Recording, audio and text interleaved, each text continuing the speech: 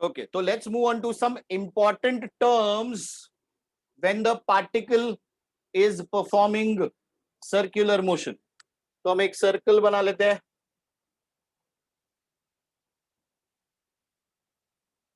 ये हमारे पास एक पार्टिकल है. The particle is performing circular motion. Now we will one by one get to know the terms कि भाई क्या क्या terms involved है इसमें. तो सबसे पहला टर्म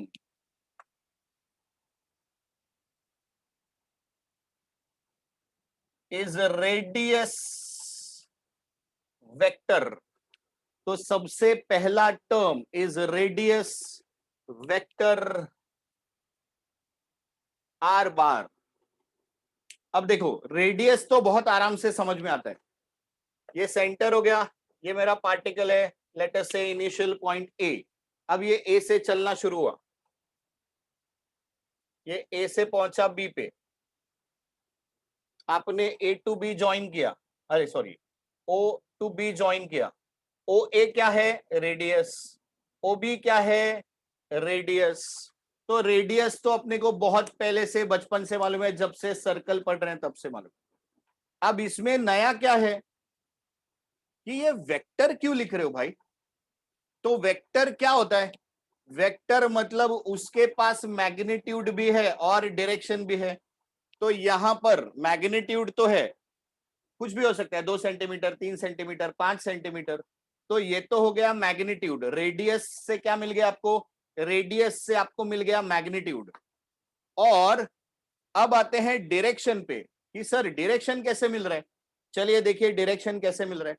जब मेरा पार्टिकल पॉइंट ए पर है और मैं सेंटर से ए को ज्वाइन करता हूं, अब यहां से मूव होकर ये पहुंच गया बी पे. If you ask me where is the particle, can I just join O A again? मैं बोल सकता हूं हाँ यही है मेरा पार्टिकल, इधर है. नहीं, मेरा पार्टिकल यहां नहीं है. मेरा पार्टिकल कहां है? मेरा पार्टिकल तो पॉइंट बी पर है.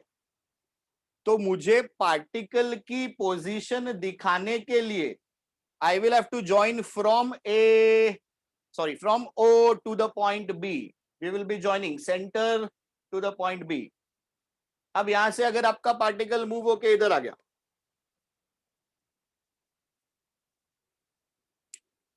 अब इसकी पोजीशन कैसे दिखाएंगे आप? You will join centre O to the point C. तो रेडियस वेक्टर क्या है भाई? रेडियस वेक्टर, अब इसकी डेफिनेशन बता रहा हूं आपको मैं. It is the line joining. तो आप लाइन बना रहे हो, लाइन ज्वाइनिंग कहां से कहां ज्वाइन हो रही है?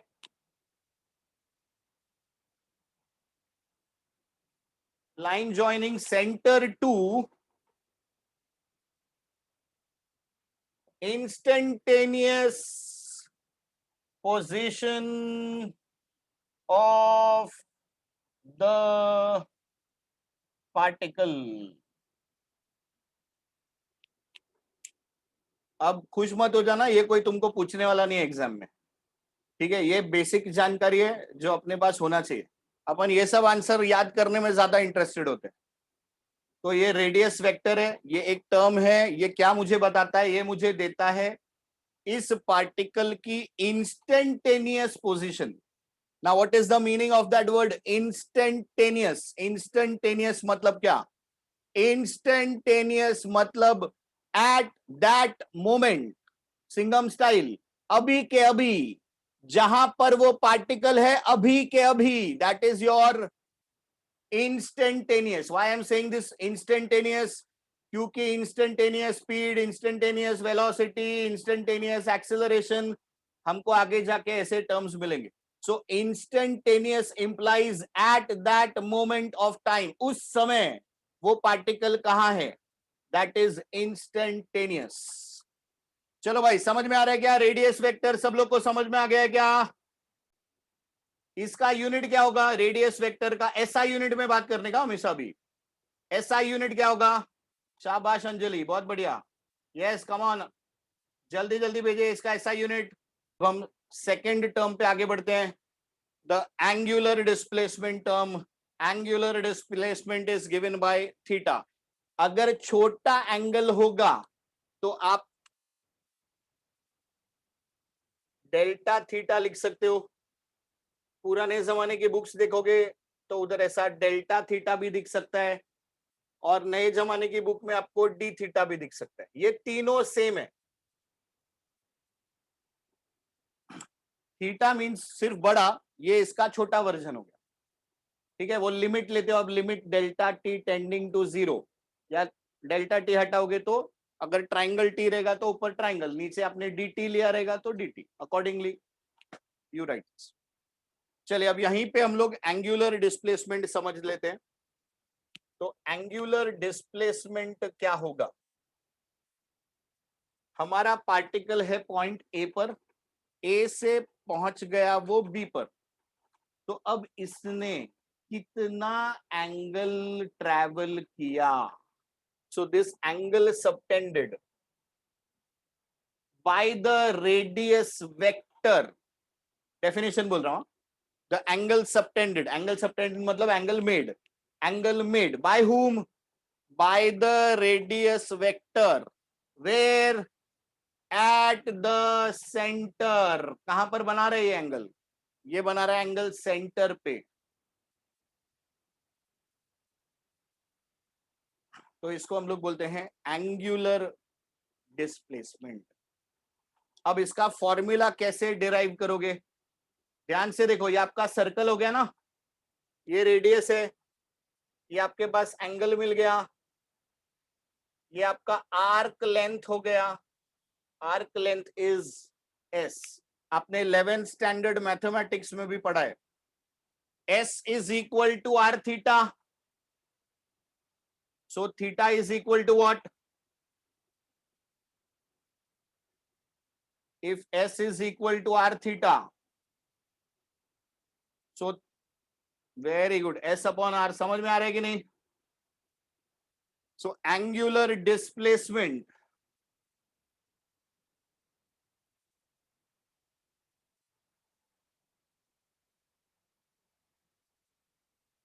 Formula S equal to R theta, so theta is equal to S upon R. S कौन है?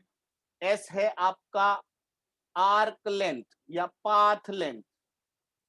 आर कौन है? आर है आपका ये रेडियस, इससे आपको मिल जाएगा थीटा। ये हो गया फॉर्मूला। अब क्या ये एंगुलर डिस्प्लेसमेंट स्केलर क्वांटिटी है या वेक्टर क्वांटिटी है? क्या लगता है, ये स्केलर है कि वेक्टर है? Very good Sakshi, very good Anvit, very good Ishika, Anjali बहुत बढ़िया, वेरी गुड जॉर्डन, शाबाश तन्वी। तो ये जो क्वांटिटी है, वेरी गुड आदित्य, बहुत बढ़िया देवांशी, वेरी गुड विशाल, करेक्ट, वेक्टर है ये एक वेक्टर क्वांटिटी है। और अब हम आइडेंटिफाई करेंगे कि ये वेक्टर क्यों है। सी आप स्केलर बोलते तो भी I would have answered. The bottom line is, पहला कि मैं तो कुछ सोच रहा हूं, as soon as you are answering it implies that you are involved. Right answer है कि रॉन्ग आंसर है, दैट इज सेकेंडरी, वो इंपॉर्टेंट नहीं है। इंपॉर्टेंट ये है कि आंसर है, because that is my first step. चलिए अब आपको एकदम तुरंत सिंपल तरीके से समझा देता हूं। मैंने ये बी ऊपर बनाया, अगर मैं ये बी नीचे बनाता और इधर इसको ज्वाइन कर देता, ये मेरा थीटा हो जाता। मैच पढ़ा है आपने? ऊपर जाएगा पॉजिटिव एंगल है, नीचे आएगा नेगेटिव एंगल है। इसका मतलब ये डायरेक्शन डिपेंडेंट है। अगर आप ऊपर की तरफ पॉजिटिव और नीचे की तरफ को नेगेटिव लेते हो mathematically, that means there is a plus sign and there is a minus sign. So the direction is involved over here. जब भी आप एंगल मेजर करते हो तो आप देखते हो ना पॉजिटिव एंगल है कि नेगेटिव एंगल है। So please remember, angular displacement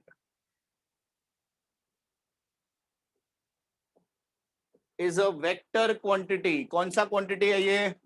it is a vector quantity. ठीक है, चलिए यूनिट बताइए. Unit.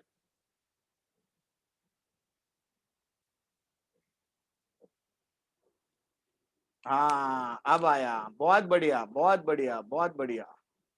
The unit is radian. अब सारे स्कॉलर बच्चे एक साथ टूट पड़े मेरे पे कि ले ये ले, पिछली बार का आंसर ये रहा, इस समय दिया है. वेरी गुड, वेरी गुड, बहुत बढ़िया. तो the answer is radian. Correct, correct, correct, correct, correct. चलिए अब एक और सवाल. The direction is given by which rule? If you can recollect. ये भी हमने स्टैंडर्ड 11th में किया है. इस थीटा का जो डायरेक्शन है, it is given by which rule? Very good Neha, Gauri, Devanshi, Sakshi. Boys कुछ तो बोलो यार. वेरी गुड अंजलि, श्रद्धा, शाबाश Tanmay, correct Charayu, very good Aditi. Okay, so it is given by the right hand thumb rule. Good, Ahmed. So good that you tried. So it is given by the right hand thumb rule. तो right hand thumb rule क्या बोलता है? देखिए कि अगर curled fingers आपको circular motion का direction बता रहा है, तो जो आपका थंब होगा that will give you the direction of theta. इसके बाद आता है ओमेगा एंड अल्फा. तो ये जो अभी हम बात कर रहे हैं, ये तीनों के लिए कॉमन रूल है. The direction of theta, the direction of omega and the direction of alpha, it is given by the right hand thumb rule. तो क्या बोलता है राइट हैंड थंब रूल? कि अगर कर्ल्ड फिंगर्स आपको सर्कुलर मोशन बता रहा है, तो थंब आपको थीटा, ओमेगा और अल्फा का डायरेक्शन बताएगा. तो लेट्स चेक. मेरा कर्ल्ड फिंगर्स इधर ऐसा, थंब ऊपर, कर्ल्ड फिंगर्स ऐसा, थंब नीचे, कर्ल्ड फिंगर्स इधर, थंब, कर्ल्ड फिंगर्स ऐसा, थंब ये साइड. तो as soon as you change the direction of motion, तो आपका थंब का डायरेक्शन भी चेंज हो जाता है. और ये है आपका angular displacement. See these are small things which help us in the entrance perspective. ये जो अभी हम 4 टर्म्स आज करने वाले हैं, आइडियली इसका डेफिनेशन कोई नहीं पूछेगा, बट इसके ऊपर फॉर्मूला, यानी इस फॉर्मूला के ऊपर न्यूमेरिकल डेफिनेटली पूछ सकते हैं. वो रेडियस जो अभी हमने ये सीखा, राइट हैंड थंब रूल, तो आपको ये पूछ सकता है भाई डायरेक्शन बता, ऊपर है, नीचे है, क्लॉकवाइज घूम रहा है तो कहां जाएगा, एंटी क्लॉकवाइज घूम रहा है कहां जाएगा. तो इस तरीके के जो कॉन्सेप्चुअल क्वेश्चंस है, वो सारे एंट्रेंस पॉइंट ऑफ व्यू से इंपॉर्टेंट है. इसीलिए अपने को ये सब छोटे छोटे पॉइंट्स मालूम होने चाहिए. What does the thumb represent? The thumb represents the direction of theta, omega, alpha. This is circular motion. Thumb will give me theta, omega, alpha का डायरेक्शन. तो एंगुलर वेलोसिटी का भी डेफिनेशन आएगा. वेलोसिटी हम कैसे डिफाइन करते हैं? It is the rate of change of displacement with respect to time. बस यहां पर आपको क्या बोलना है? It is the rate of change of angular displacement with respect to time. So angular velocity या angular speed, speed बोलोगे तो आप तभी distance लिखने का. It is nothing but the rate of change of angular displacement with respect to time. So by definition, omega is d by dt of theta. ये हो गया instantaneous, at that instant. So omega is what? It is d theta by dt. ये कौन सा वाला है? ये है instantaneous. अब अगर आपको एवरेज निकालना है, एवरेज निकालना है तो कैसे निकालोगे? देखो, so average will be theta 2 minus theta 1 upon T2 minus T1, या इसी डिफरेंस को आपने D लिखा था, यही आपका D theta by D T है। तो जब मेरे पास बड़े वैल्यूज होते हैं, omega is angular velocity, correct, this symbol is omega, W नहीं है, W, this is omega, fine, yes, this is angular velocity.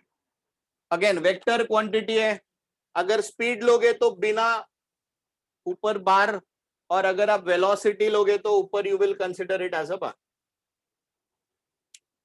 ये इसके दो फॉर्मूले हो गए। अब अगर आपका थीटा वन इनिशियल वैल्यू 0 है तो आप इसको सिर्फ थीटा अपॉन टी लिख सकते हो।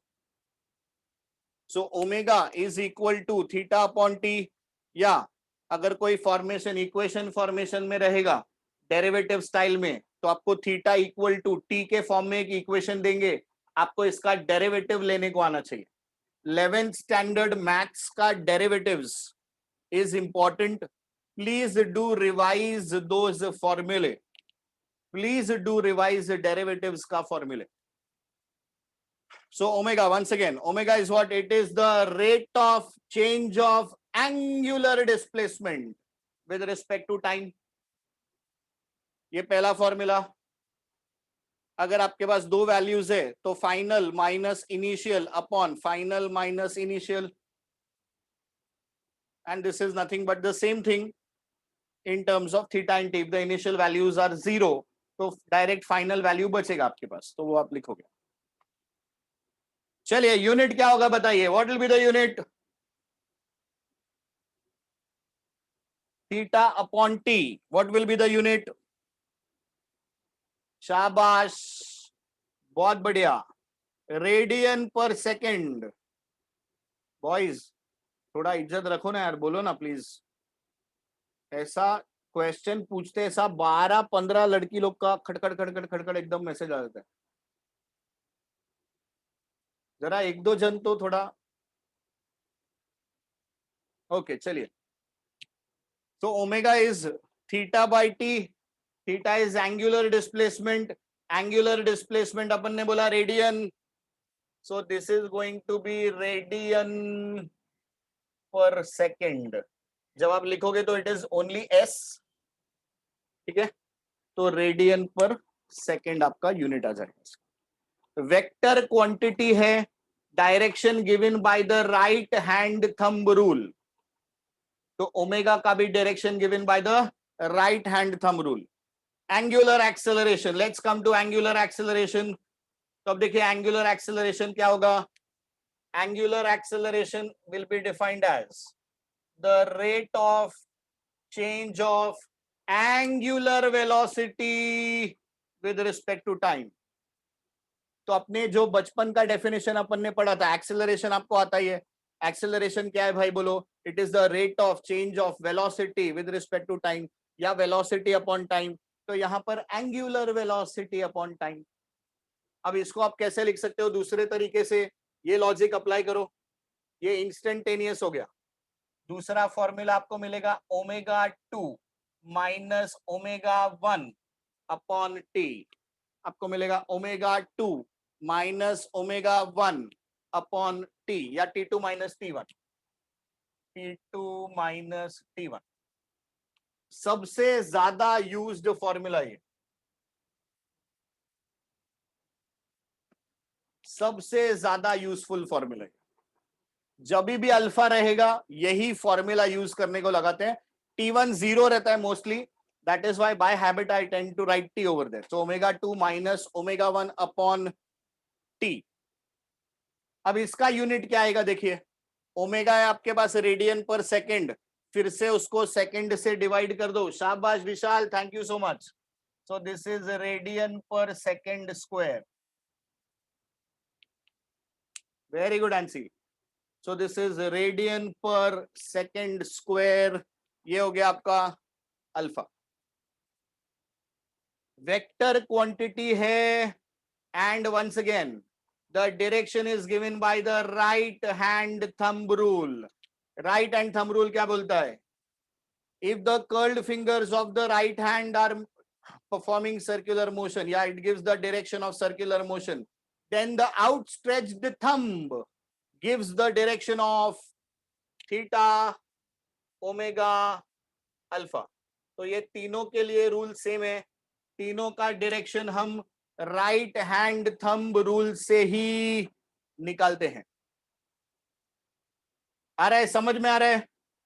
सब लोग को समझ में आ रहा है?